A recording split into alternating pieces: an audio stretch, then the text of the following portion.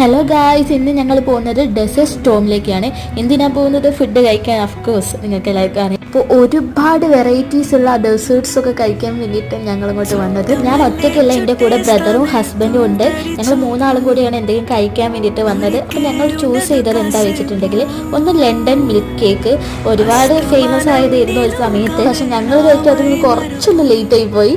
പിന്നെ ഞങ്ങൾ വേറെ ഒന്നും കൂടി ഓർഡർ ചെയ്തിട്ടുണ്ട്. അതെന്താണെന്ന് വെച്ചിട്ടുണ്ടെങ്കിൽ പൗച്ച് ക്രീപ്പ് പറയുന്ന സാധനം. അത് എന്താണെന്ന് ഞങ്ങൾക്കറിയില്ല. അപ്പോൾ ഫസ്റ്റ് ടേസ്റ്റ് ചെയ്യുന്നത് ലണ്ടൻ മിൽക്ക് കേക്ക് ആയിരുന്നു. ഗൈസ്, അടിപൊളി ടേസ്റ്റ് ആയിരുന്നു. വായിൽ വേവിച്ചതും അത് മെൽറ്റായിട്ട് പോയി.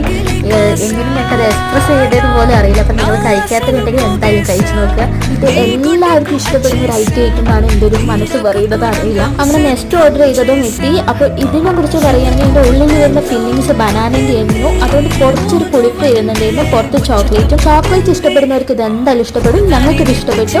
അപ്പോൾ ഇത്രയുള്ള